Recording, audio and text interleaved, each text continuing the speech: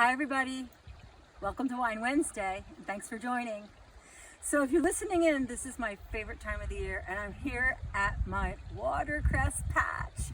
It's so amazing. Every season it's one of the first wonderful greens that you can eat.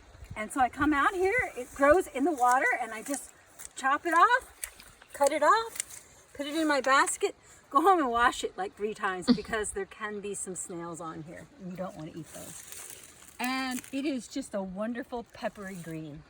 Mom, did you plant this all here, or was it here when you moved here? No, I planted it here. I found it wild somewhere, brought it home, and I've had it probably at least 10 years or more. So I just cool. love it. So you can pick it early spring and early fall. And you got your little hunter boots. Let's see the outfit, I do. Mumsley. I Your do. little after-work gardening Yeah, outfit. it's my favorite thing to hit the garden or the watercress patch right after work. Bye everybody, thanks for joining.